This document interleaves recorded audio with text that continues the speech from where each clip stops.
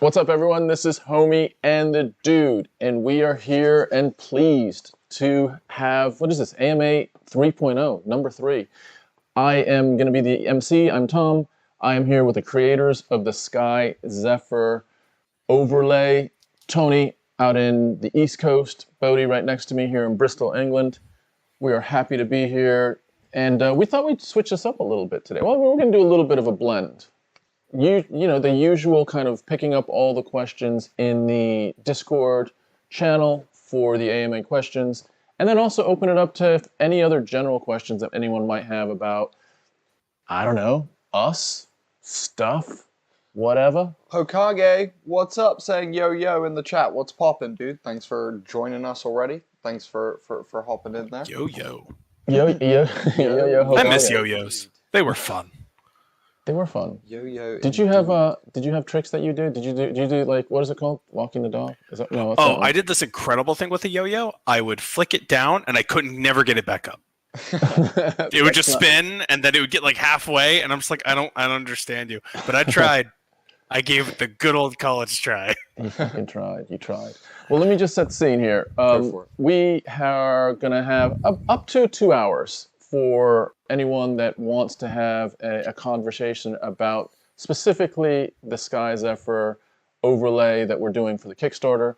But on top of that, if you have any other questions about us, about how we operate at Homie the Dude, about Tony and Bodie's creative process, about anything at all, or even really. just us as people. You know, if you want to get to know us, you want to ask just some questions about who we are and stuff, because you want to know the people behind the stuff that you're, you know, that's getting made for you, then feel free to launch away in the chat, and we'll try and get to as many of those questions as possible. We'll shout you guys out and make sure that it's known about. We are people too. We don't just create awesome DnD5e content.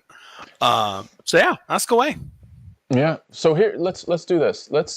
We've done this every AMA. I think it'd be good just for any new viewers that are here to just take a step back and set the scene on.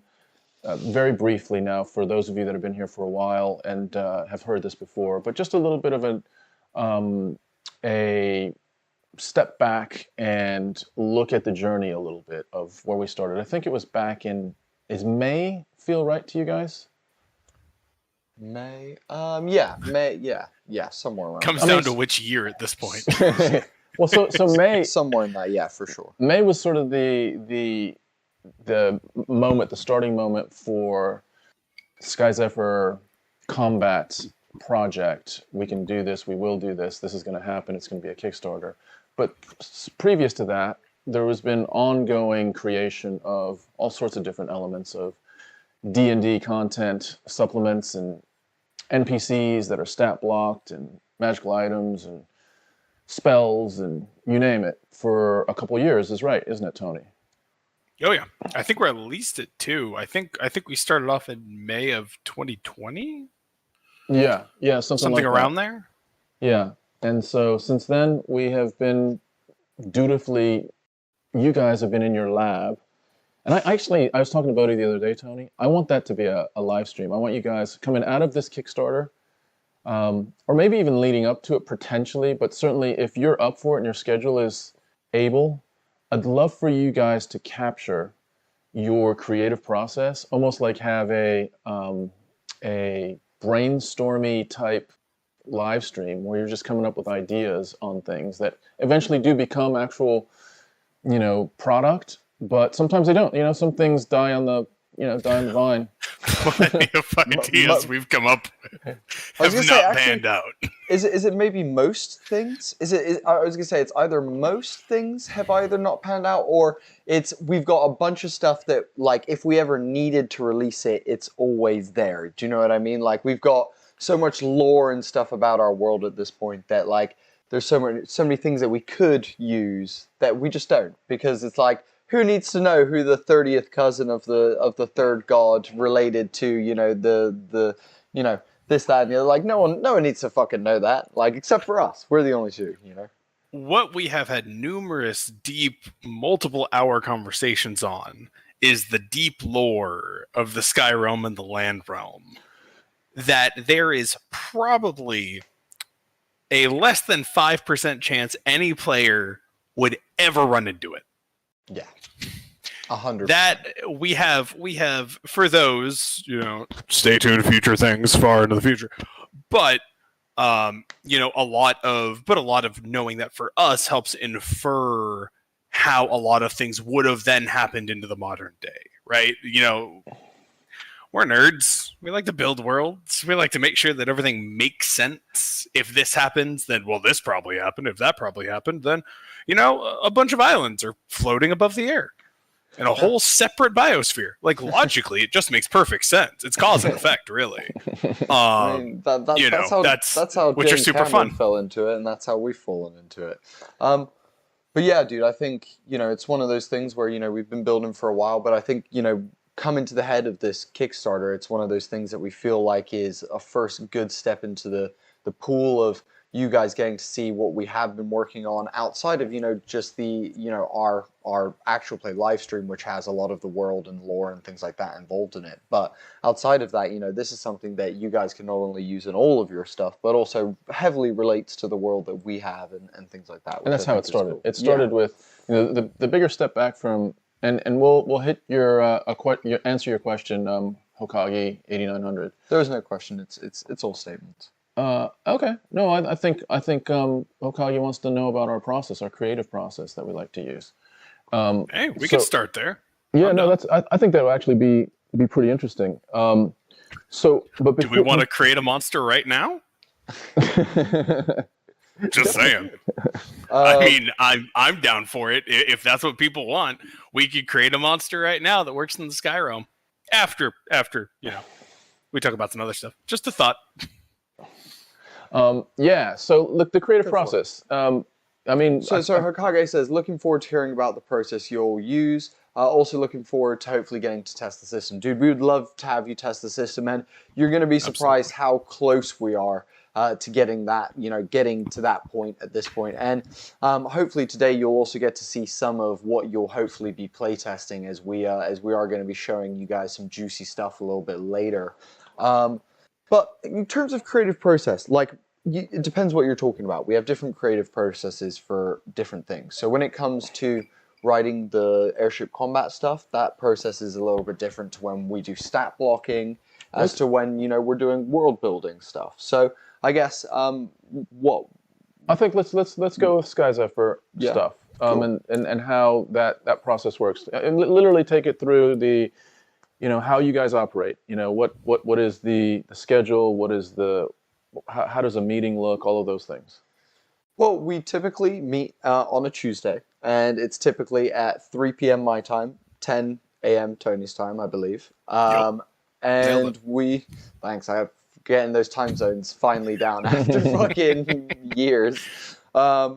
And then we come together, and whatever's on the agenda, so typically, if it's, tick off, at the moment we're working on getting you guys example pages of what is in the book, so you guys can start getting PDFs of content from the book, start seeing what the book is going to be looking like from the inside, not just the, beautiful cover that we've shown a couple times and things like that.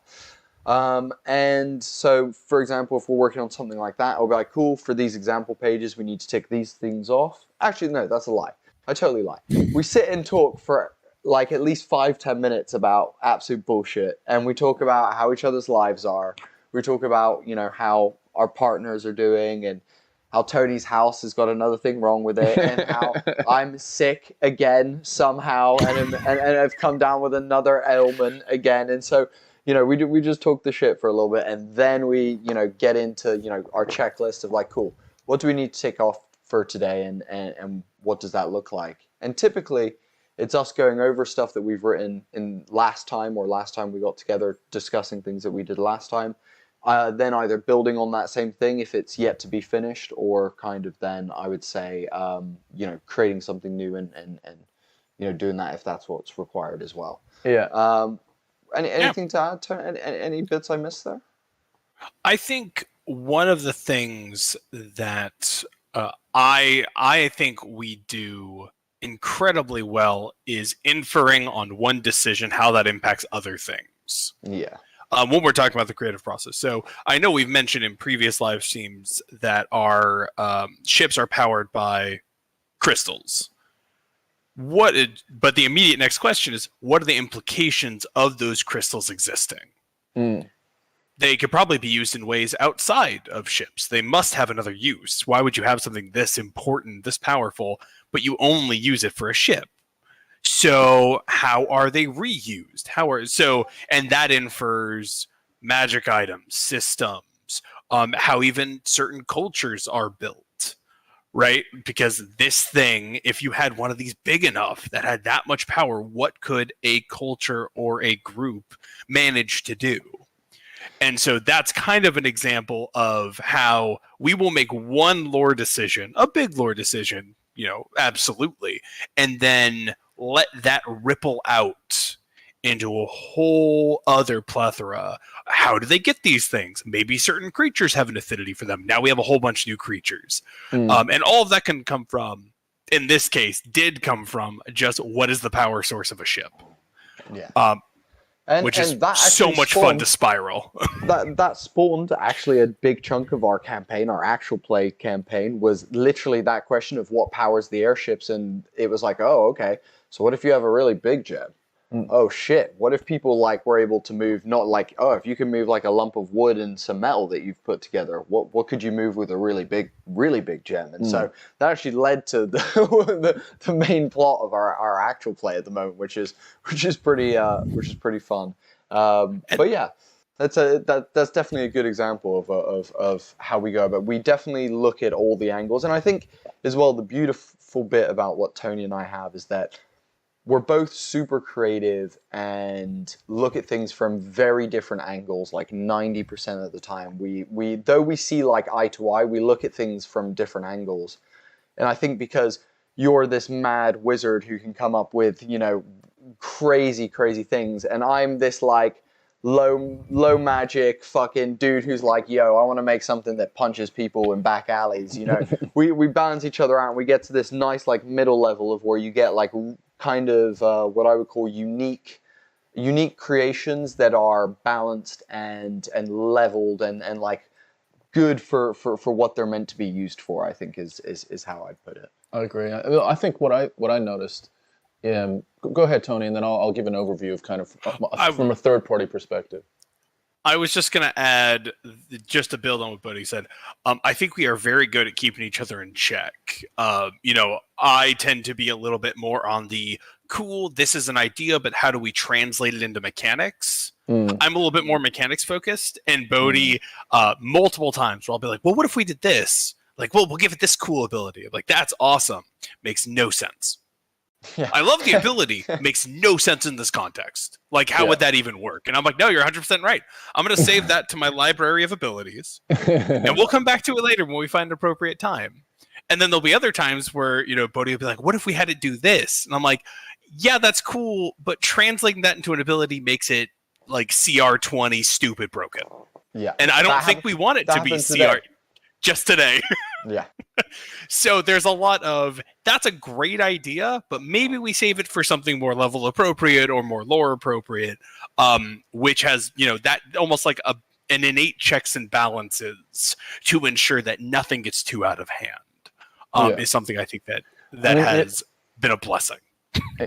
And I think just to build on that, and I think the other thing, Hokage, if there's anything else that you're specifically, like, you may be also referring to how our team dynamic works at Homie and the Dude, how any other aspect of our process, feel free to pop something in there about a more specific area that you want, and we'll unfold that as well.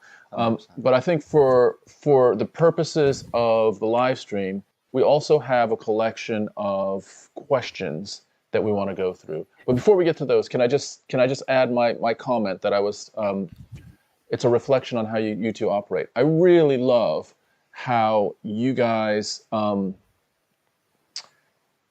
you support complete blue sky thinking. And anytime there is anything that is possibly a disagreement or a challenge or anything, it's done in a way that continues to support really being creative. So sometimes you can be in an environment where one person will be like, nah, that's not going to work. And if you say that enough, it inhibits the other person from allowing themselves to be really, really creative and have some fun space. And you guys are really, really good at allowing yourselves to just flourish in ideas. And even if some ideas don't land or they can't work or whatever, they're handled in a way that it's like, it's gently, kind of put aside, and let's continue to move on and continue to create and to explore things. So I think that's an awesome thing that you guys have as creative writing partners. This is interesting. So, near a tree says, if we're getting a demo of your creative process, how would you design a balloon slime enemy? Okay. Here we go. It's on. Okay. A balloon. What's he called? Is it an MPP? Is it an NPC or a creature? Is it sentient or not? Because I was a slime. I would say I would immediately go non-sentient. It is just a thing that happens. Cool. Okay. In that case, it's going to be called Blob, of course. A sky blob. Yeah. An arrow blob. An arrow blob. I kind of like an arrow blob. Personally. Okay, arrow blob. And then I would kind of go, cool. How does it? How's it get in the sky? Well, it's probably filled with air. So how's it getting filled with air? Probably has like maybe a little balloon like entrance point. I don't know, something like that. What are you thinking? Because we were talking about cloud bees earlier. What if these are a specific type of slime that actually like there's two variants of them, right? There's the ground slime, the geo slime, and the arrow slime, right? Because you got to give them fancy names. Yeah. And when a geo slime manages its way onto a cloud beehive, it will like just like a genetic adaptation, immediate reaction, because these things are not sentient things, will suck a whole bunch of the air, the generated cloud, and then it just floats. And so it's this big slime with a cloud inside of it, which is how it flies. Perfect. And I'm not that's how it gets there. I have no idea what it does when it's up there. I followed my stream and I'm out. It feels to me like cool if they're up in the sky. Like why are they so they're filling with these things? If that's an accidental thing that happens, and there's very rare of them. I could imagine those being, very, maybe the slime is something that's very tactile and you could make it a resource then, this creature a resource. So, these creatures are very rare because this occurrence of a slime falling upon a cloud beehive is maybe not so frequent. So you could make it a rare material that if you wanted to then use, for example, climbing gloves, spider climb things, you could use that. You could also put it into, some sort of like retrieval whip. Again, there's crafting ideas that you could use that aren't just like spell components and things that you could use from a slime enemy. Could I be an interloper in your process? Please do. So if it's just float, it now has the capacity to float. It doesn't have any kind of real direction because it's non-sentient.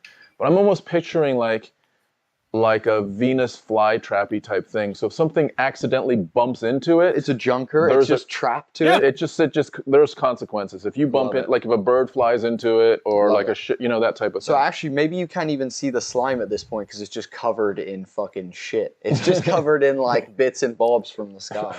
Well, looking to traditional like gelatinous cube ooze slime lore, they basically digest anything that touches it. Yeah, so you would actually have like bird skeletons just like stuck.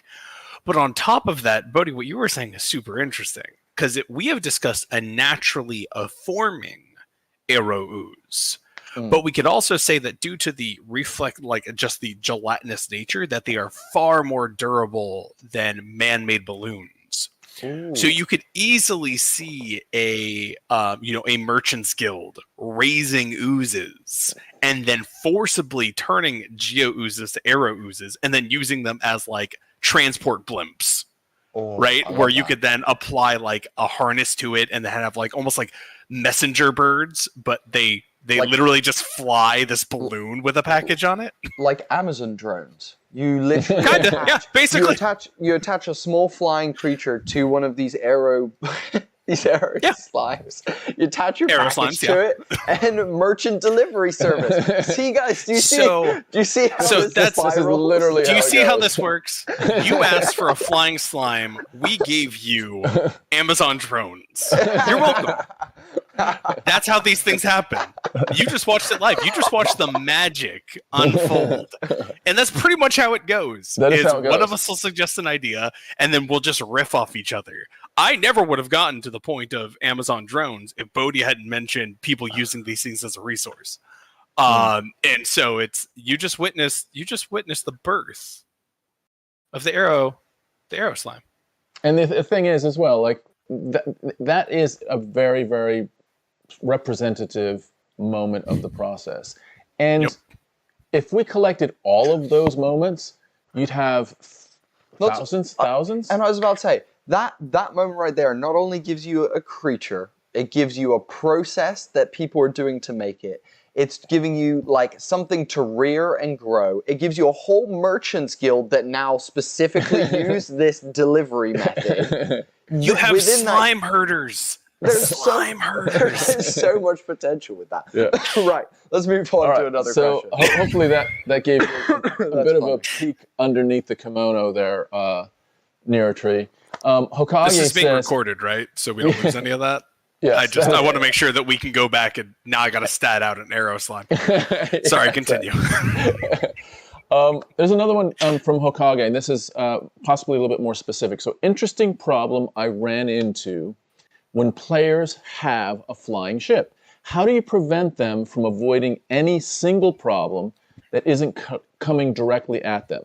So moreover, how do you use non-flying creatures in combat scenarios with players when they could just fly away from them if they encounter them randomly during travel? Anyone? I'll jump in. Yeah. So, a couple things. Yeah, One, I'll chime in after. like a couple things. I think I want to try and understand this question a little bit better. So, you're saying, how are they dealing? How do you stop them from dealing with whatever it's in front of them? That sounds to me like, how do you get your players to run away instead of entering combat? Which I'm happy to answer that. The second half of this then seems like you're asking, how do you use non-flying stuff to threaten an airship in the sky? Is kind of what it sounds like. So the first question is, like an arrow slime? Well, maybe. Like the first thing I would do if you want your players to not get involved in the combat, and here's the thing, like most DMs will know, you are going to likely put yourself in a position where your players enter a combat that you're pretty sure they're not going to win based on, it might be an NPC's level or based on, the moment in the, whatever it might be. And they will quickly learn that they need to bail out of that moment because of, what's going on around them. So the chances of it happening is more likely they'll enter something. And if their adversary is just a problem, that's when chase usually begins. And typically in combat, that's how it goes anyway. If you're in any sort of like battle anywhere, if a chase only begins when one adversary is like, screw this, I'm out of here. And the other one's like, nah, I'm coming after you. So, that's one thing I would say. So make your adversary worthy of the ship that your players are flying.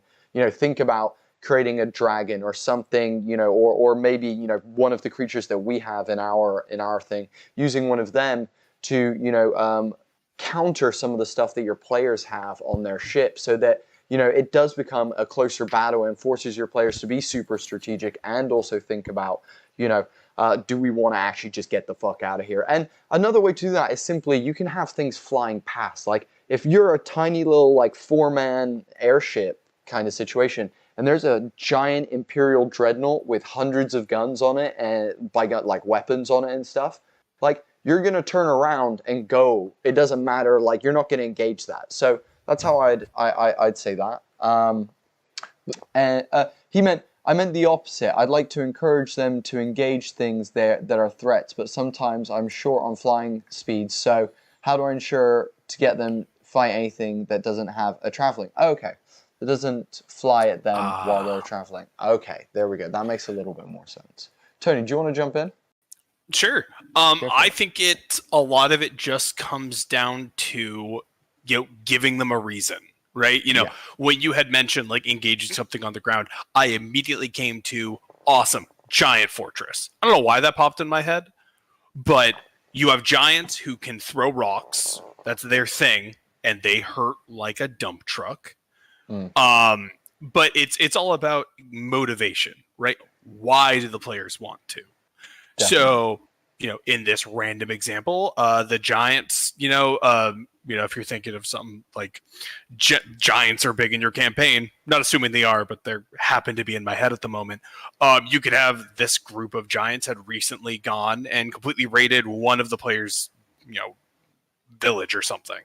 And so now they are intrinsically motivated to get that taken care of so it doesn't happen again. Yeah.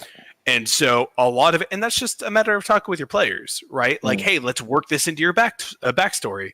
Another thing, depending, it really comes down to how you've pitched your game. For instance, with the Landgrom game that I run for Tom and Bodie here, I made it very clear with them that this is a brutal world, and I would have a backup character. I don't want you to die, but this is the kind of world where if you go to the wrong person and make a joke, you're dealing with some incredibly nasty stuff. So they are incredibly timid, and rightfully so. Tom's character's almost died 3 times. Not to call you out, Tom. You haven't died yet, though. I'm proud of you. No, You've been very, very lucky and creative. But so it comes down. Oh, yes, you do. You have rightfully so come very close, but it's all within character, and I love it. But it just comes down to the kind of game you're running and how you've described it to the players, and giving them motivation. The players will do anything if it is within their motivation, even if it is suicidal. 100%. I completely just agree a few with Tony. thoughts there. 100%. And like a good example, we're going to talk about something a little bit later, and in the next, hopefully by the beginning of January, first couple weeks of January, we will be releasing a PDF about some creatures that we have in the book, and it will be some pages from within the book. So hopefully you guys will get a chance to check that out. But it's all about cloud bees, this creature that we've created, the type of creatures that we've created for our world. And I think, for example, it's giving some motivation. So with cloud bees, a reason why you fuck with cloud bees, and you wouldn't if you were a normal, logical person, is because their hives are made out of a really rare material that needs to be sourced by people who want to, like scientists, alchemists, artificers, things like that. Smiths. Yeah, exactly. We also have, for example, creatures that have, gems on them. So if you were flying next to an amethyst stingray, you might be like, oh, should we engage that? Because those actually help us power our ship, and we should maybe hop on that. Might even be simply as, you're one of the players is like, you know what, I want to tame that creature. I want to try and turn this into a mount. I'm going to turn this sky jellyfish into a mount. And so, there's so many different motivations, and it could be, again, if it's ship to ship stuff, it could be, this person has someone, one of the players, or this person has, NPC that means a lot to the group, so you're chasing them across the sky, or, things like that, and I think Tony's totally right. The motivation is really, really important with setting up sky encounters. Now, I would say random sky encounters, in my opinion, and this is like the way I would describe this, and only simply because I've just been and seen Avatar 2, I'm going to go down this road ever so slightly. But think about it like this, if you're in the sky, there's other creatures aren't going to mess with you unless you're like being hostile to them. So, you can have certain creatures flying around being curious about the ship, and you can have really nice random encounters that don't involve combat, that can be really interesting with the flora and fauna of the sky, kind of situation. On the other side of that, you have predators out there that are giant things like our night deceivers. If you come across one of those, that's a time where you have to decide what your plan is, and it's either go or try and deal with this problem, because it's coming for you no matter what. And so when you deal with a predator, then yeah, it might be a case to run, but if your team feel like they've got the power, then maybe they'll stand to it. Otherwise, it's going to be, the other way around. Yeah. To add a very, very quick, just top of the mind, just another kind of scenario, right? Say your players, they need to get somewhere before someone else, and you've gotten intel, so they're going to go up and around this island, and you're like, well, that's dumb.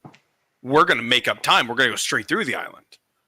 Well, what if your players didn't look into this island and realize it's owned by a it's in the territory of an adult red dragon. Mm. That red dragon, you've just pissed it off, and there's nothing you can do at this point. That thing will take you down, unless it's a very kind red dragon. I've never met one, but I guess they're out there. But the point is, you have now entered the territory of an incredibly prideful, hostile, intelligent creature. That's going to be a fight whether they want it or not.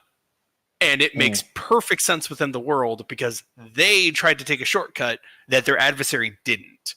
Now, if they manage to take out the dragon, escape it somehow, though good luck, they're smart and incredibly powerful, they will achieve their goal. They will get there before the other target. So now it's a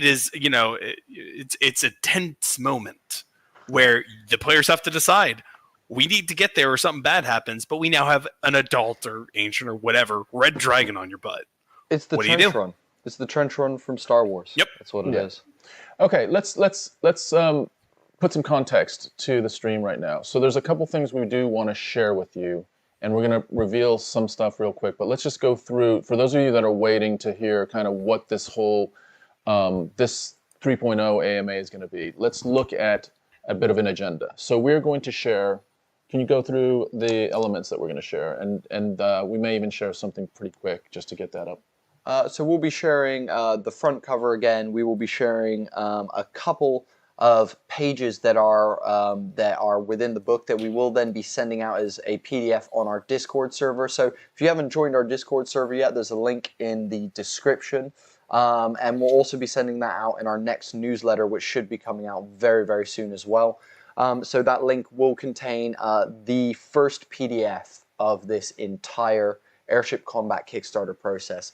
So, those of you who have been along the journey for this, that is the way to get your hands on the very first bit of this content from inside the book. Get some example pages there. We will then be showing an image of a cloud bee that we have we're going to talk a little bit about that upcoming next couple of example pages that we're super excited about and what that is, and we're going to discuss a little bit about that, show you guys some cool art that will be up and coming. Then we also will be showing something that we're super excited about. So with this Kickstarter, we will be, as part of some of the tiers, you will receive STLs of the NPC crews that we have created for some of the example airships in this book. So STL files are miniature files that you will then be able to download yourself and print on a 3D printer if you have access to do so. And we have some images of, one of our models at the moment that's just been painted digitally and looks really, really awesome to give you guys an example of what those kind of are going to look like. And I think that's about it. Those are the things we're going to be sharing. We also have collected a chunk of questions from the Discord, so we'll be going through that. So here's what I'm going to say. So that we cover all of this stuff in an appropriate amount of time, let's maybe go through to a question first, and then possibly ask or share our first piece of content. Yeah, go for it. So here's a question from. What can I do to help, basically, in the community? That's basically what it is. So the Truth Seeker said, which bit do you think are you talking about? Yeah, so the Truth Seeker comes in and basically is a new person in the Discord. Welcome to La Familia, Truth Seeker, if you see this. I'm basically just saying I'm here, happy to answer questions and help out and assist in any way you can with the process that we're doing for the Airship Combat Kickstarter. Awesome. Talks about having played earlier versions of Spelljammer and things like that. And basically asks, what can he do to help this community?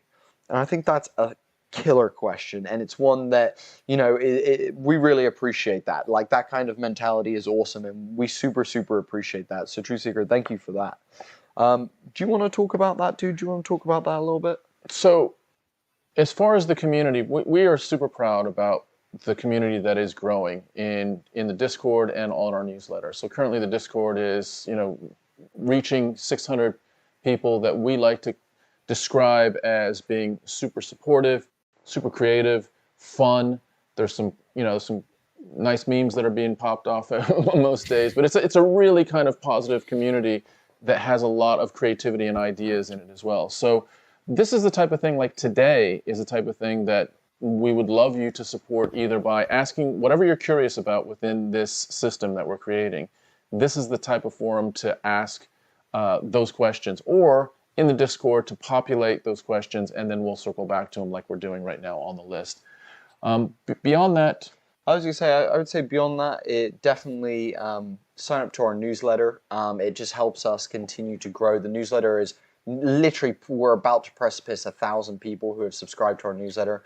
You get free content every couple of weeks in that newsletter. You get updates on the airship combat stuff. You also get behind the scenes of what we're doing at Homie and the Dude and how the team's operating. Best way to keep up to date with our content, basically. And I can tell you that this next newsletter coming out will have the second floor to the prison that I have been releasing in our newsletter. So I released the first floor and you guys absolutely loved it. So I'm releasing the second floor of the prison as requested by you guys, which will be the guards' rec room and dining area, as well as also the magical barrier room, which we're super excited about. So those are the best ways that you can really support us, and all of that will then lead down the line to hopefully you guys are supporting the Kickstarter and then play testing it, and us just continuing to grow this kind of family and nice kind of vibe that we have going here. Yep.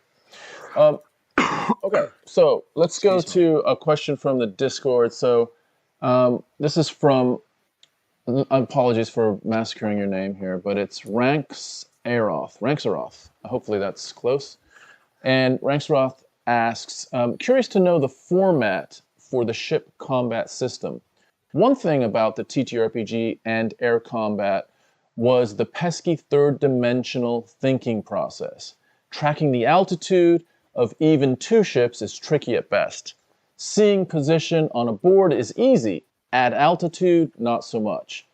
One process has stands, and the collar on the upright could be set in marks of 50 or 100 feet, depending. Can't wait to see the system you all have come up with for tracking the altitude. FYI, still in Japan. We were a great extent. Okay, so first of all, thank you for the question. I think it's an important question.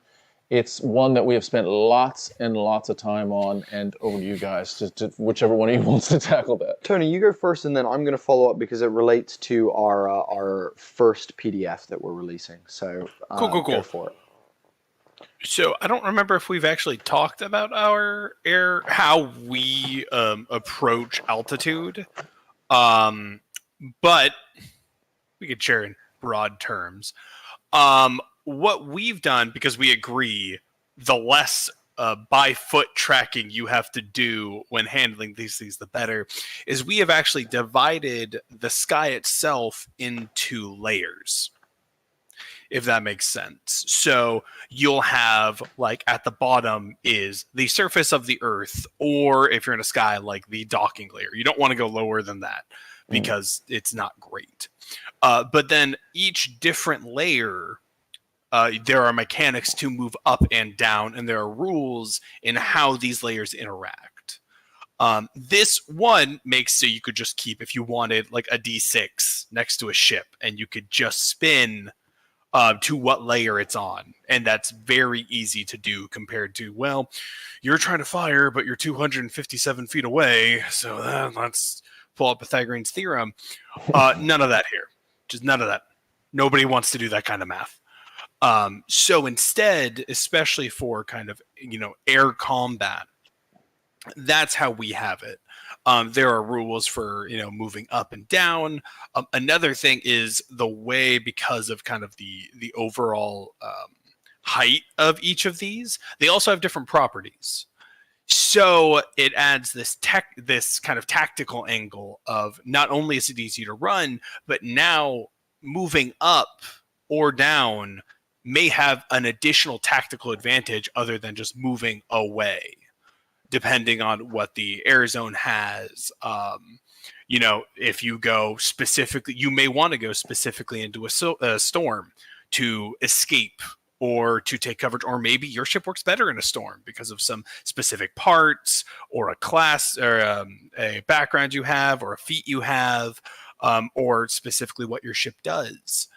So it allows that, like we've said before, dogfighting in the sky, that split second, Hail Mary, let's go up into the storm and roll the dice. And, if that's how desperate a situation is. Yeah. So that's to answer your question. You don't need to make sure you know that one ship is 257 feet higher than another ship. All of that is broken up into these air zones, these layers of sky. Can I just add just a contextual thing, and then you can go for it. So Tony's talking about specifically sky. We are presenting this as an adaptable system so that those air zones could be space zones. They could actually be, if you're working in Ghost of Saltmarsh, it could be layers of the seabed that go all the way down to the bottom to the surface. So keep that in mind. This is adaptable to whatever vehicle combat you are preferring your setting to be in. Over to you guys. And just to build on that real fast, just to add one additional thing. Though we will have a fixed amount of layers, there will be text and rules and advice on if you want to add more. If you just want to have a world that is just sky and it's got like 10 layers and that's it, go ahead. Absolutely. We have that accounted for in the system. So it's also scalable. If you want to cut some out, not a big deal. That's all there. Go ahead, buddy. So, couple things. Hokage saying 5e uses the largest dimension to avoid Pythagoras' theorem because every range is in squares unless specifically a radius or circle effect. So basically, if 30 feet away on one axis and 10 feet on another on another axis in a different direction, then they use the 30 feet away according to Hokage, which is awesome. That's great. So just thank you for sharing that. I didn't know that 5e uses that. But what we've done is I'll mention something that Tony didn't mention. Then I want to talk about these example pages. So Tony's totally right. We split this all into different air zones. You can create your own. You can change hours. You can make it fit space, water, blah blah blah blah blah. It gives you the 3 dimensions. Then when you're tracking the ships, all you need to know is what zone you're in. You could do that by 1, 2, 3, 4, 5, based on how many zones you have. You could do that based on the name of the zone. So if the Zephyr Meridian, docking, wind shear, dependent on what zone you want to, and then all you've got to do is track the zone and then the ranges that the ships are from one another, like normal D&D combat. What we have done, because it is important, and this is the bit that becomes actually a little bit harder to do, with 5e's longest rule is accounting for the fact that yes, even though we are taking just that flat horizontal range, which we are also just taking the flat horizontal range for when you're doing distance, but what we've added is basically a weapon modifier that anytime you're attacking with a spell or a weapon or a confrontation station on a Zephyr, you basically, depend on how many zones you are away from the person, get a bonus or a minus to your attack roll based on how close you are to them. So, if you're a couple zones away, you're going to be getting, you're going to have a worse chance of hitting them because just like shooting an arrow across 30 feet and down fucking 200, it's going to lose some of the gusto and things like that. So it's about making sure that those penalties exist and exist. So that's a big part of it. What I do want to talk about is in this first PDF release that we're going to be doing, we'll be releasing an expanded version of it very, very soon when we get the last couple pages of this next little bit. But what you will be receiving in this pack, and it's probably a great time for us to, shall I flip over to it quickly? Yeah. Cool. Let's see if this works. See if this is gonna work today. Nope. Cool. Let's go like that. Is it gonna? No. Okay. This is glitched. Never mind. Amazing. Cool. So what I'm gonna quickly do here is pull up this. Hopefully, is this gonna work? There we go, beautiful. So what I'm going to show you guys is these example pages. We will be sending this PDF out for you guys very, very soon. It will be in our Discord server. So what we're going to be giving you is a chapter page, which is what you can see here. This is an example chapter page that will be in the book. This is our Creatures and Mounts chapter page. You have on the left side of the page, you have quotes from Galmer and Satva, the 2 characters that wrote this book for you guys, of them having a discussion about creatures and mounts. On the right, you have a basic intro paragraph that tells you a little bit about what to expect in this chapter and things like that. Obviously, you have the beautiful title in the middle there, and then at the top you have a gorgeous piece of art of one of our Night Deceivers inhaling an airship as it does. But yeah, so if you, that's going to be one of the things that you receive. That chapter page is one that we're super, super proud of. And all the chapter pages will look like this, but this one is specifically just for creatures and mounts. So it's just to give you an idea of what that's going to look like. Then as I scroll down, you guys are going to be super excited to see our air zone work is right there. Our air zone rules and whatnot are right there for you guys. So what you're going to get access to is actually the first couple pages of the book itself. The air zones are the first things that in the first chapter of the book that you guys are going to get. So we have broken down our air zones here.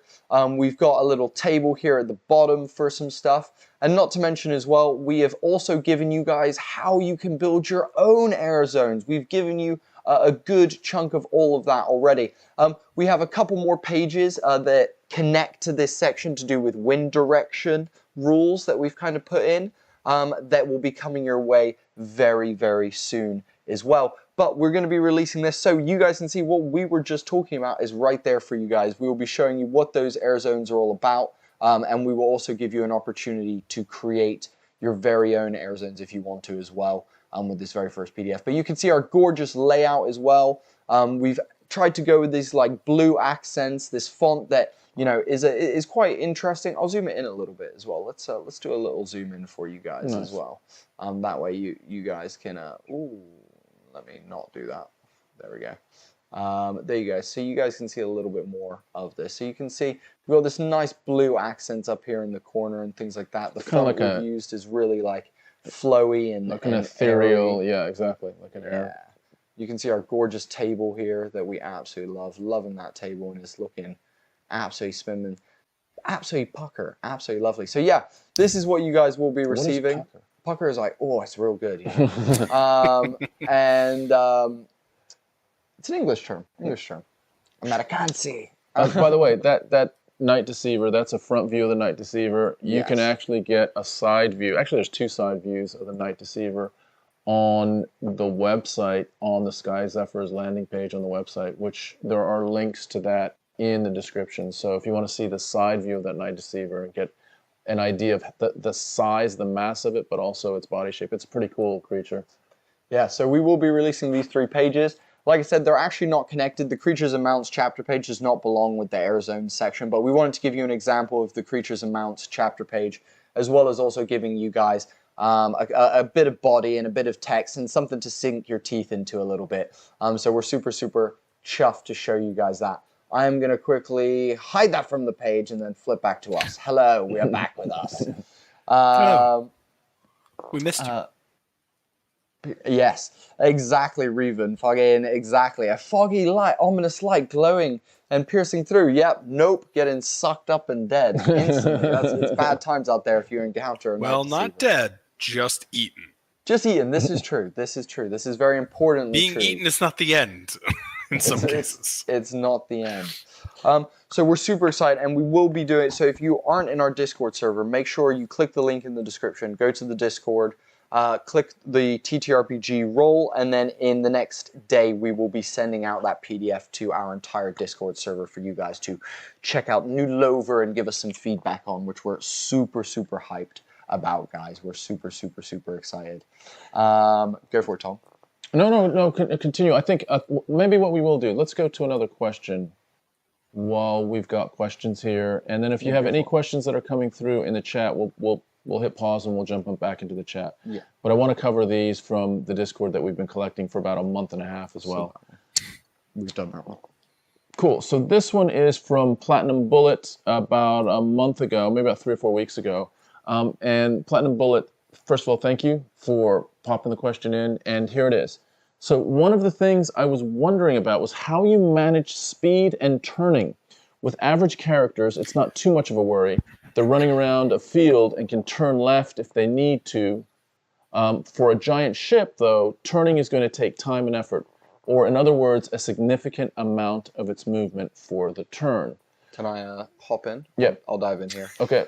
Because the movement system is something that we've spent a lot of time on and are pretty happy about. But we're getting in the final stages of it now, which is really, really nice. But to give you guys an idea of what's going on, movement is broken up into points. Each ship has points, basically, and those points can be spent to move your ship each turn. Each round, the points reset. And we've mentioned before that all airships move at the end of each combat round before the start of the next round. They move simultaneously, basically. So you can take actions to do things, but they will all move simultaneously when at the end of the round. So you have points that you can spend on moving the ship, through the space, and that involves altitude maneuvers, so going up and down, and that also involves turning maneuvers as well. And you're 100% right. Bigger ship costs more point to turn. That makes that logic is what we came to as well. So you're 100% right, and I think that's exactly what we came to. A larger ship is going to take more points to turn, and that's just how it is. But what we've kind of worked out is that there's a fraction, a proportion of your movement that is a good cost for all ships, but it means that for bigger ships, it's going to cost them a decent chunk of what they've got. So that's kind of what we're working on at the moment, and we're really excited actually for you to test the movement thing, because we believe that movement is the thing that really makes this very interesting. It becomes a chess game of strategically moving your ship around your enemies and around things like that. So that's something we're really, really interested to seeing what you guys come out with when we do start playtesting that, and what you guys think, because it's something that we're committed to making really, really awesome. But it's been something that has taken a lot of work, and we've had to think about a lot to make sure that we are able to achieve that idea that we've had. Tony, anything else you want to add? I'm gonna just run to it. I think that just one thing I want to kind of emphasize in how we've thought through kind of this approach is the movement only being actually moving at the end of a turn, right? So the thought process behind that is there are still going to be battle maps. People are still going to want to move and do things. So when we were kind of play testing and working things out, it felt real bad when movement happened in the middle. One, there's a huge advantage that one ship can have over the other because they can move in the middle of combat depending on how action order and initiative works out. There's nothing worse than someone going, all right, cool, I'm going to run to the front, I'm going to fireball them, and then I'm going to bonus action, healing word this guy over here. All right, cool. Oh, they moved away. Exactly. That's cool. And we saw that, didn't we? All right, we did. Yeah. It wasn't fun. Yeah. So now, adding to that swashbuckling nature, each turn the map doesn't move. It like for the entirety of the turn, but in between turns it moves. So when initiative rolls back to the top, you have a battle map that you guys can discuss. You can, work out. Same with the enemies. You can't forget your enemies. And so it builds a much more dynamic setup where nobody feels, or people won't feel as cheated because, they just fled.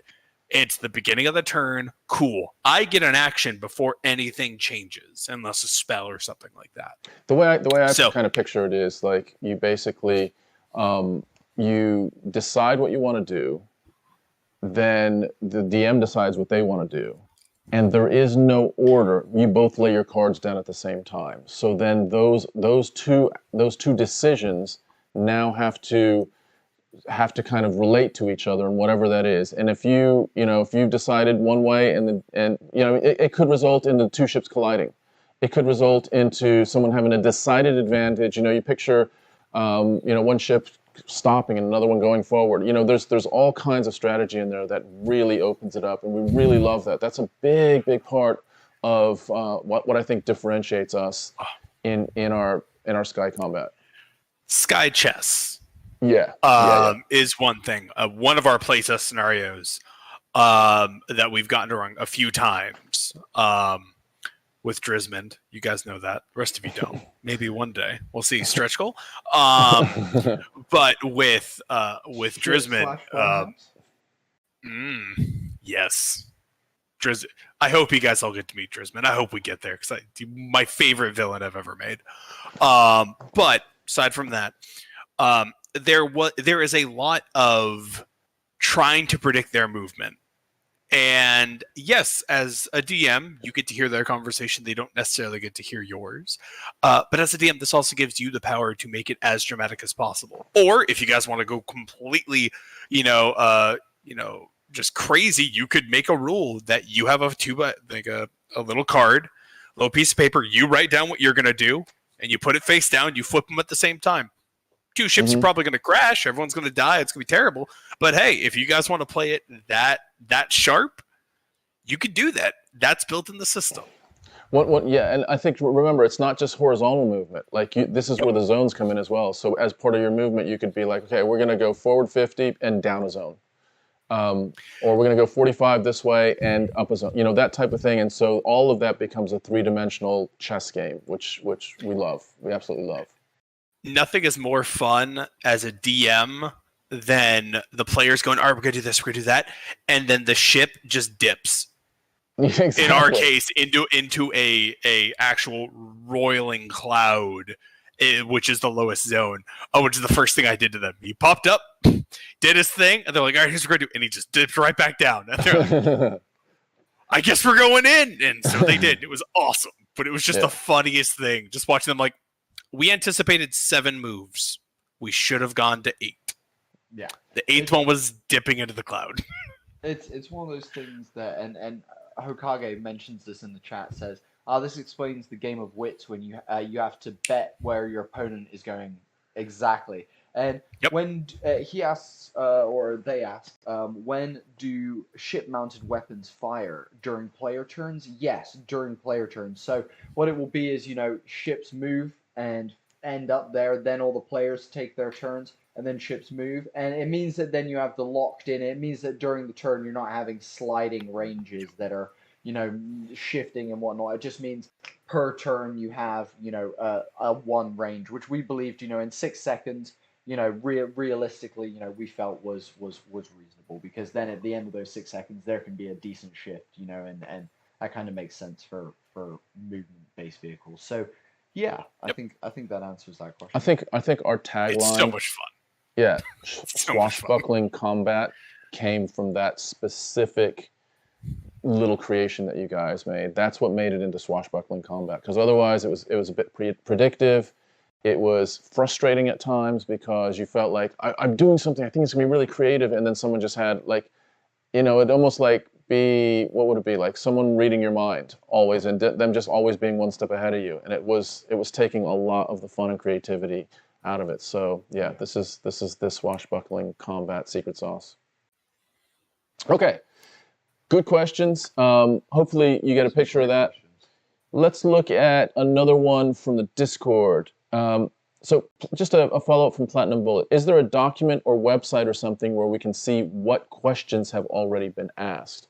It's a good question, Platinum Bullet. We've been the Discord has been going now for many, many months, and there's been all sorts of side conversations unpacking different aspects of the combat system, of different bits and pieces here and there, and it's spread out through the historical threads of the Discord. So it's a hard one. We started making threads, and then there was another thing that you just did a couple weeks ago. What was that called? Forums or something? Or yeah, we made forums about it. We've made forums, but I would say if the best place to find is there is currently one channel called the AMA Questions channel. In there you can see what people have asked, because typically Tom and I will thank people for questions in there and not give you a clear or a full response, because we want to answer these questions in the AMAs.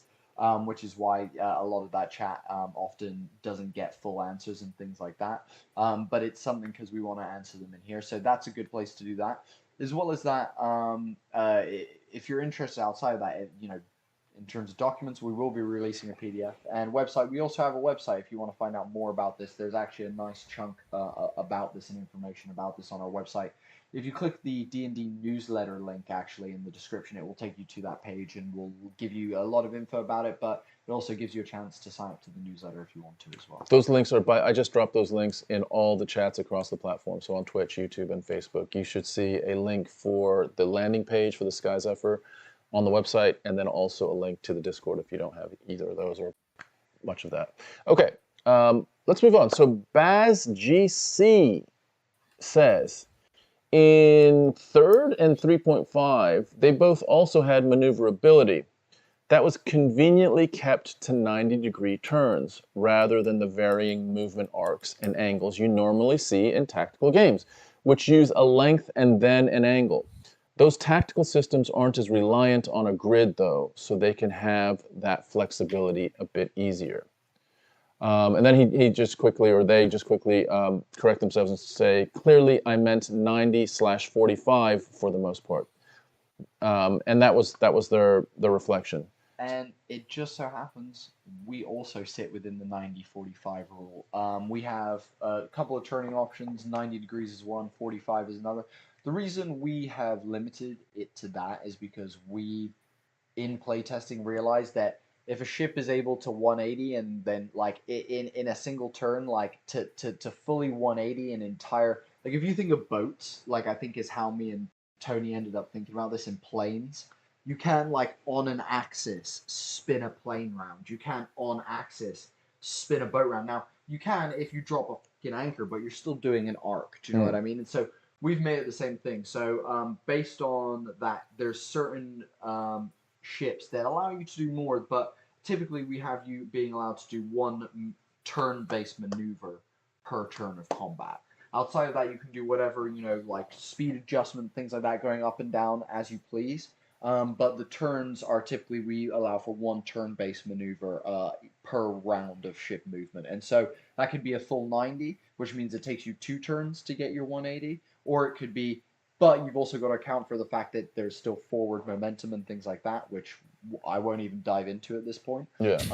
But then you could do, you know, a 45 and then a 45 and end up 90. So there is options to, you know, do that basically. And it is based on the size and the feats of the ship as well. So a ship might be really nippy, might be able to just like really be like tucking and diving and kind of moving around, but might not have like a lot of speed or something. Or a ship might be, you know, Dreadnought, which is definitely not going to be able to do much turning in a dramatic fashion, you know, over the course of a short period of time. So depends on the ship size, what the ship's capabilities are, and that will impact how they can move, how they can turn. Anything else, Tony? No, I mean, I think you guys pretty much covered it. Our big thought, because at one point we did have an iteration where like, oh yeah, you can give X amount and do this, and this is one of those, the creative process. I believe I had just mentioned that if a ship can flip all the way around 180, what rules are we making to say that it gets ripped apart by the sheer force, and now you have just your ship is now shrapnel? Because I couldn't, unless in like any ship, there's no way a ship that is like 80 feet or longer is going to be able to just spin without having a bunch of people and things flying off it in 6 seconds. Not to mention if you're moving at a speed of anything over fucking 30 miles per hour, you know, yeah. Do we need to make a con check or you're dead? Like there was a conversation. You do this, and there's a chance that just the whiplash kills you. Like, sorry, that's. We want it to be fun, but not ridiculous. Yeah. And here's an additional consideration. So there are, if I'm thinking of like again the boating analogy, there are now, you know, the big cruise ships, like the Carnival Cruise Line ships. They can, in a stationary position, they can turn. Yeah. So they can turn 180, they can turn 270, whatever. They can turn, but they have to be stationary. They have their propeller system allows them not to have to kind of make a big old arc. Yeah. So there is that, and we could actually have that as potentially something that a ship could do, but it needs to be like a ship needs to be flying. It needs to be moving to stay up in the air, or unless it has something that is keeping it stationary so that it can make that kind of rotation. Depends on the parts, exactly. So the point is it's very, very dependent on the features of the ship, the size, the other aspects of the ship, on how fast it can move, what the different dynamics are of its movement. I think something that's also important while we're talking about all of this to just remind everyone over and over again, and you will see it in the book in 100 times, and I will keep reminding you in this book because it's super important that you guys remember this. Is that this book is like you know that scene in Pirates of the Caribbean where freaking what's her name is talking to the Captain Barbosa guy, and she's like, "Yeah, the pirates' guidelines, parlay," and he's like, "Yeah, it's less rules and more guidelines." You know, we're kind of and that's exactly where we are.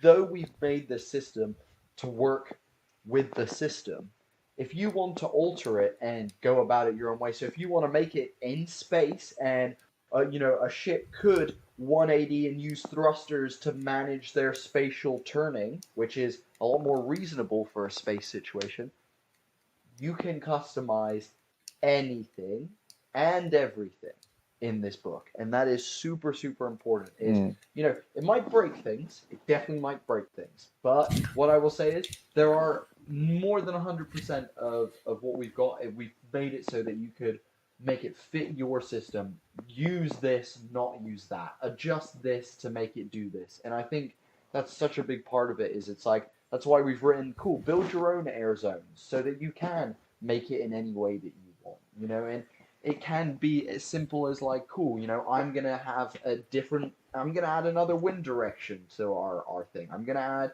this, that, or the other, and it can be something where you build it yourself based on the system and the situation that you have. So use this as, if you want to go basic, use the core book. It's easy. The rules are right there. They're written for you. You don't have to think. But if you want to go outside of that and homebrew it into something that suits your situation, we love that. Do your thing. We are totally, totally cool with that. Yeah.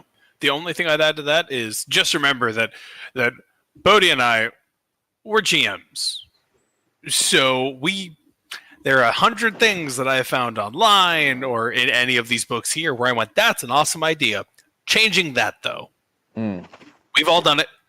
We're not going to be offended. Don't worry about offending us on that. We're not going to, Yeah.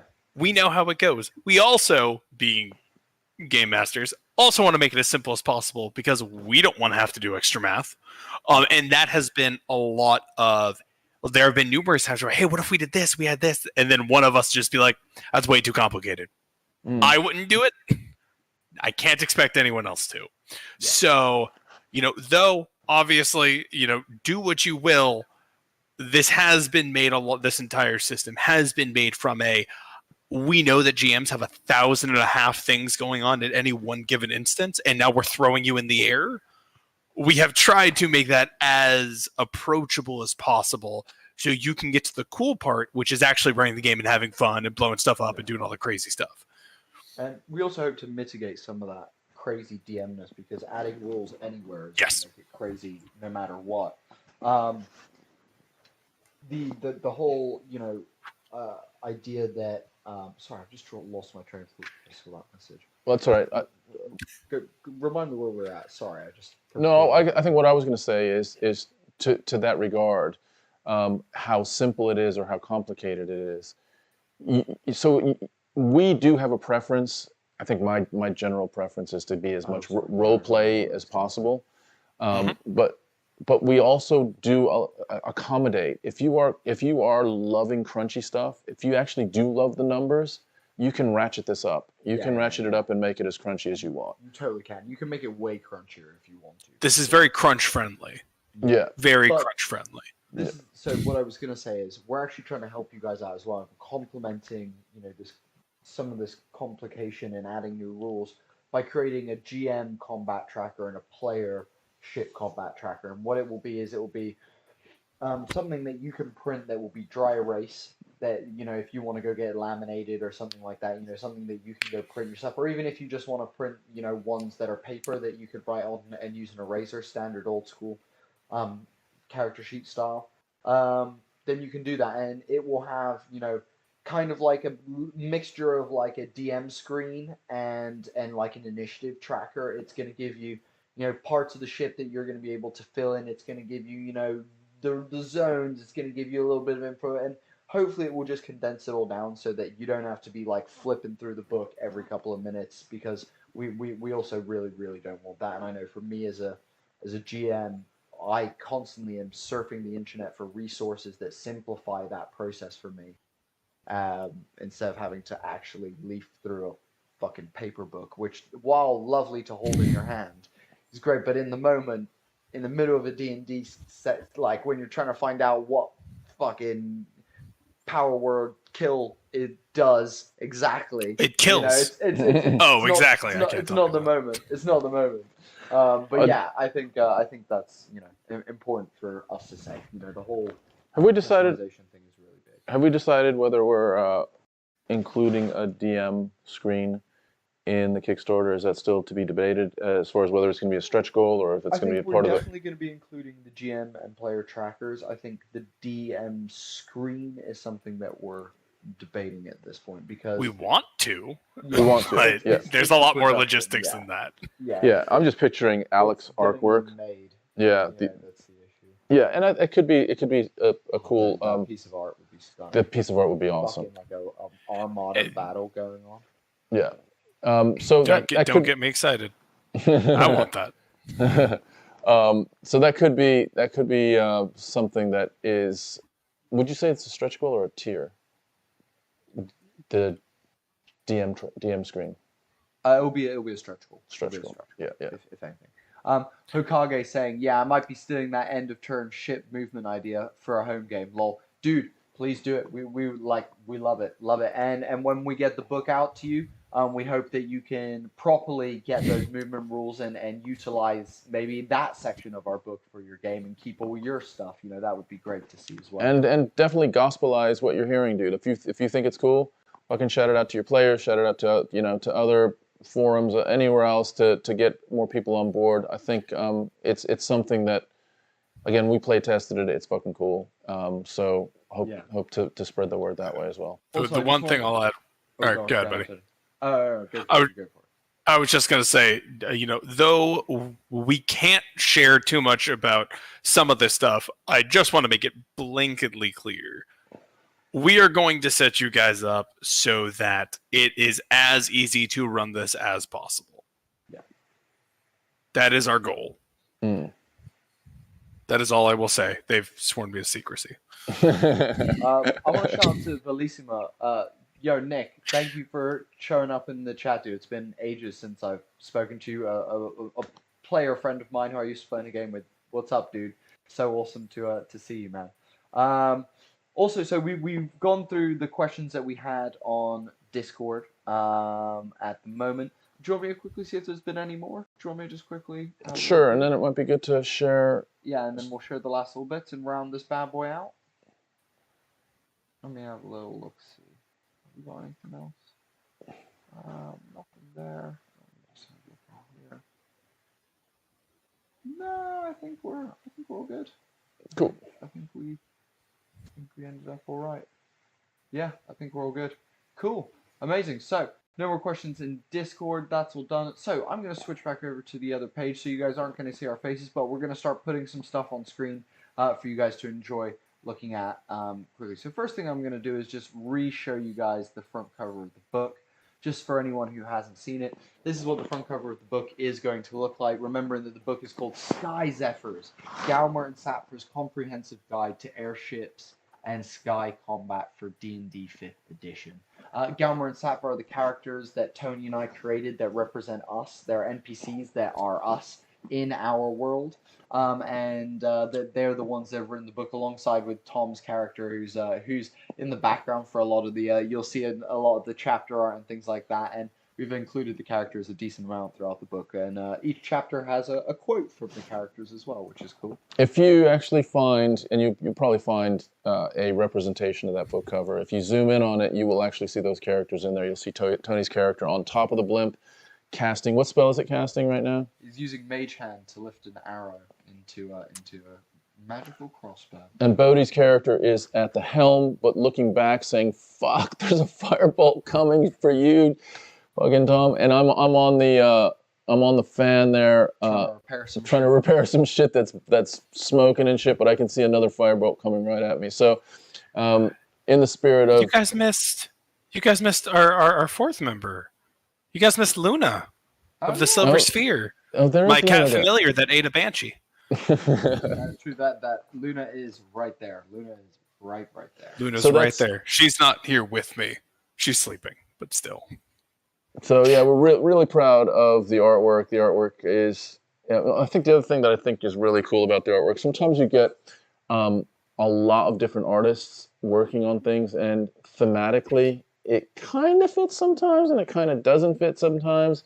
And we've thought it really important to make the artwork as complementary and consistent as possible throughout the book. So we're relying on our main artist to do that, along with a layout artist that's we feel is very complementary. So hopefully you'll see that throughout. You'll see a real, like a language of art that, whether it's the fonts and the art and the layout and the little, different assets that surround the tables and things like that. So super excited and pleased with how that's all developing.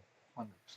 I'm going to quickly just once again show those the new pages that we have as well for you guys. The PDF that we will be sending out. I'm just going to quickly run back through that super quick just so you guys get one last look. So we've got our page number 1 is an example of what chapter pages are going to look like. This is specifically the creatures and mounts ones.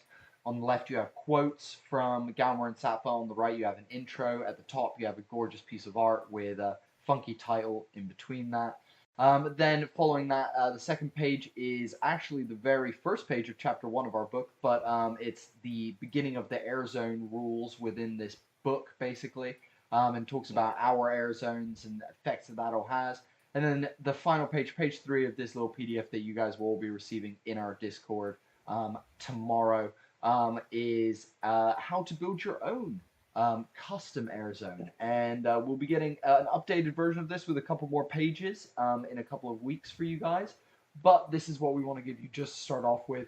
We would love feedback on the layout of the font, of whether you enjoy the color scheme and all that kind of stuff. Let us know your guys' opinions about that, as well as also the content. We'd love to hear your guys' opinions about all of that.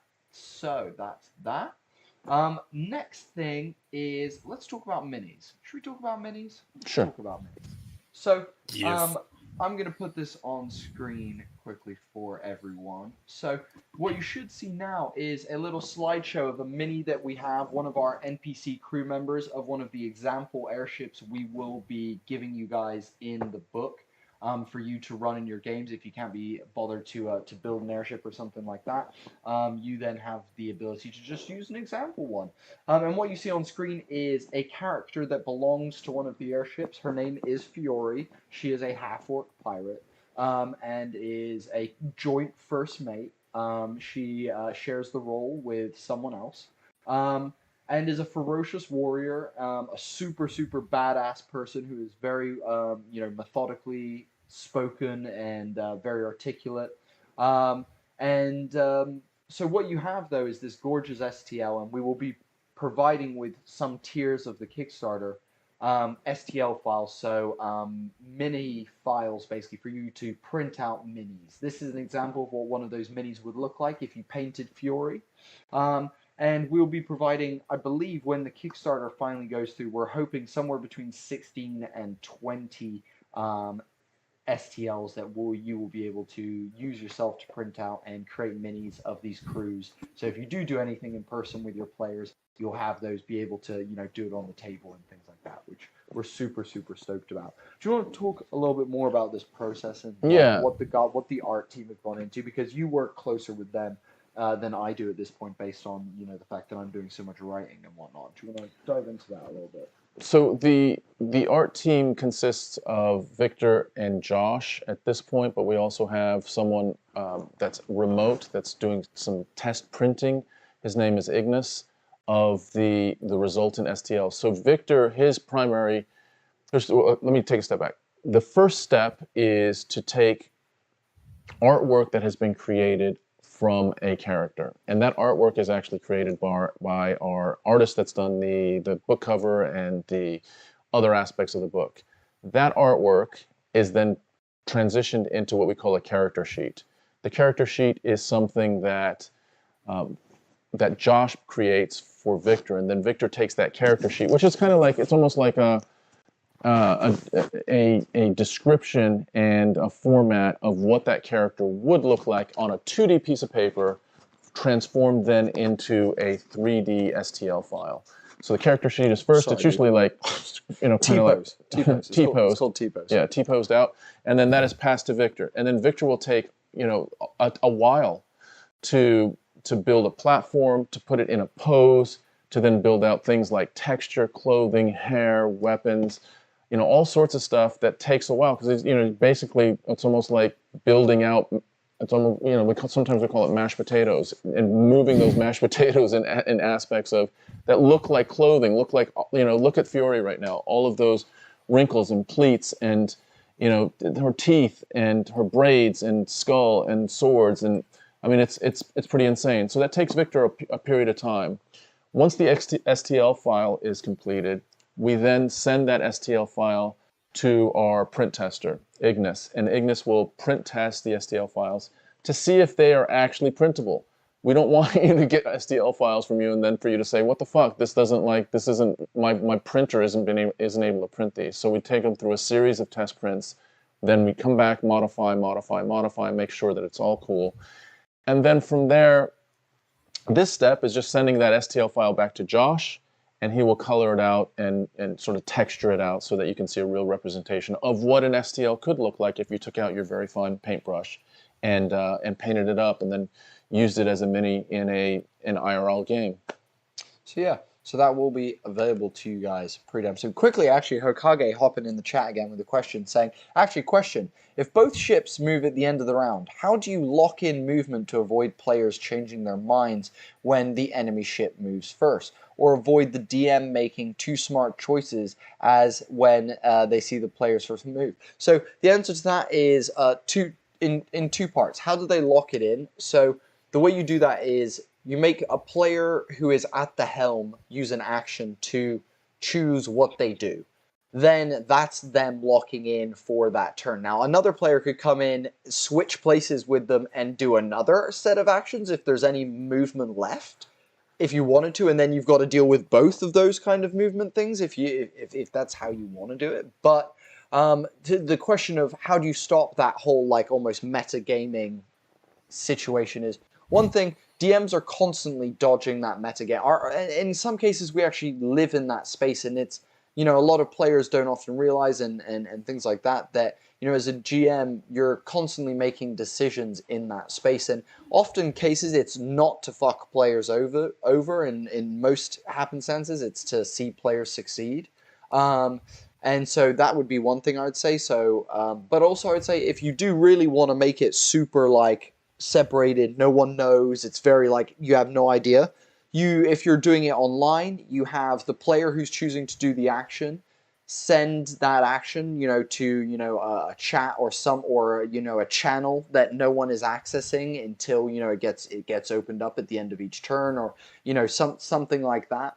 Or if you're in person, you can write it on a piece of paper, flip it over, put it in the center of the table away from anyone so no one can do it. DM, same thing. And at that point, the players can discuss it, and then the person who's making the action just writes it down quietly and flips it over. They don't even have to say to the table, this is what I'm going to do. They can be like, cool, I'm going to take my action to do some movement, write it down, and then DM will do their thing, and then it'd be like, cool, end of the turn. Let's flip the cards and see what we did. Oh shit, like we flew into each other, or oh, we separated out completely, that kind of thing. So anonymity can be achieved by just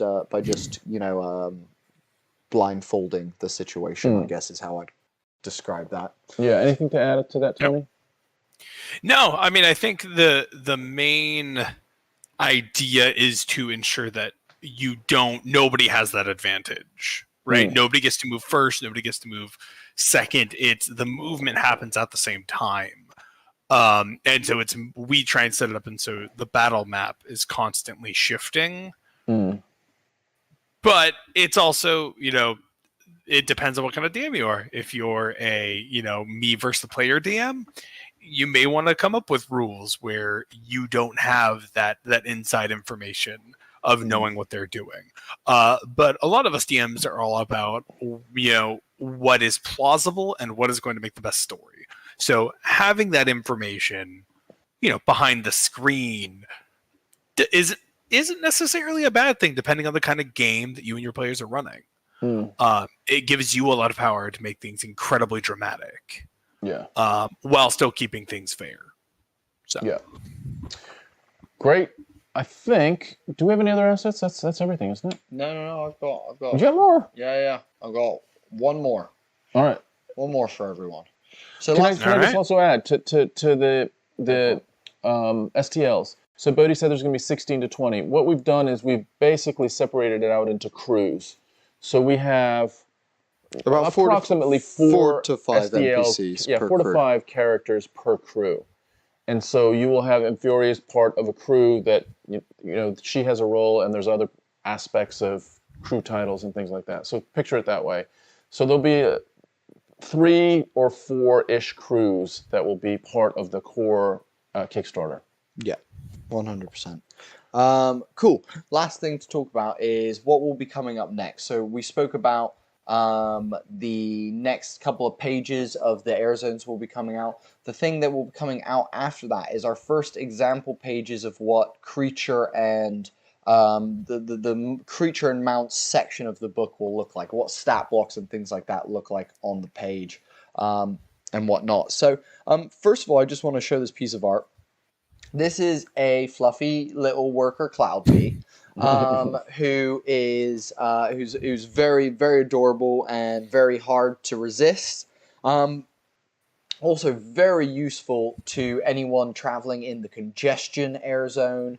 Very useful to many people for actually a lot of different reasons, actually, as it so happens. But we're super excited because this section about creatures and mounts that we will be releasing will be entirely based around cloud bees. We will be giving you guys access to cloud bees, worker cloud bees, and warrior cloud bees, as well as also a host of lore about them as well, which we're super excited about. Tony, yeah, it's been fun. Tony, anything you want to talk about cloud bees? Anything you want to hype up, or anything you want to mention about that?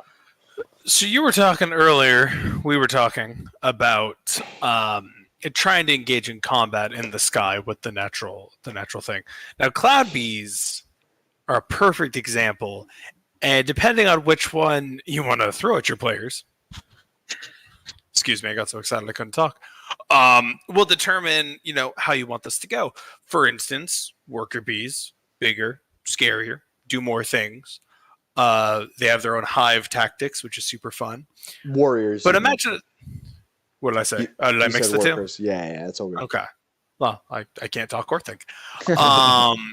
But then you have the warriors, then you have the workers, where you could just imagine a scenario where this little medium-sized big bumblebee lands on your ship, and all of a sudden one of the other players just thinks it is the cutest goddamn thing they've ever seen, and they must protect it. See what happens from there. Yeah, exactly. What do you guys do now? He's not gonna, he or she's not gonna let you touch that thing. Won't let you. Mechanically, they can't. So there's, that's all I'll say on it for now. You guys will see it when we release that. But, that's the kind, leading back into our design, we want to give you as much flexibility as possible to keep things interesting while you're in the sky. And cloud bees are awesome. Exactly. Cool. I'm going to flip back to us, and we'll round this bad boy out, as I think we've come to a nice end point.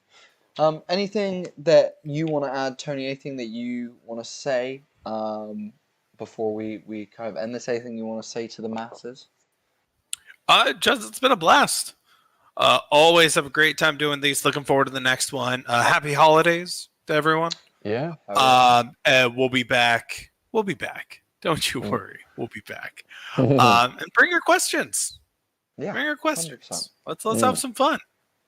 Bring more questions, even more. And we'd also love to address some of the feedback we get on the first couple PDFs that we release out as well. That would be really, really great. Is something I'll note.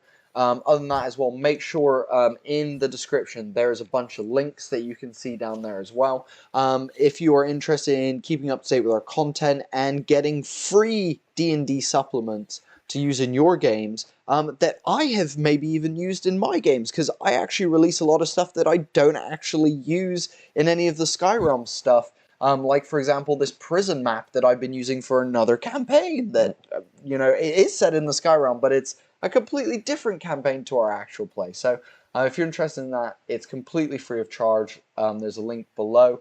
As well as that, we're building a Discord community. Now, with things like Twitter and other social medias kind of dying out and algorithms becoming terrible, come on over to our Discord server. We've got a beautiful community of regular people who are constantly talking in the chats, sharing creative ideas, creative thoughts, sharing pieces of artwork and things that they're creating, as well as also just shooting the shit, sharing memes, you know, just general life support as well. I know we've had people be really down and everyone's kind of come around and support each other. We like to say it's, you know, and we've always said this at Homie and the Dude, you guys are our familia.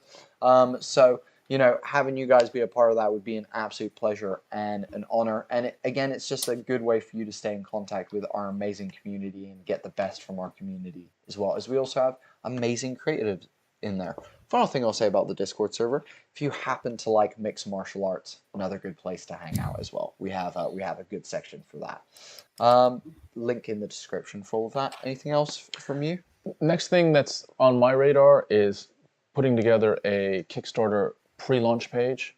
So we will have that pre-launch page up probably after the holidays, but not too far into, it's probably, I'm thinking in January at some point. So we're going to start putting that out on the newsletter and in the Discord for you to transfer onto the pre-launch page as well, so that you get that notification as soon as we go live on the Kickstarter, and that will kind of hit the green light and get us all head into the direction we want to go into. Let me just also shout out everyone that has been active, both in the chat, but also that has contributed questions to the channel as well. So the Truth Seeker, thank you very much.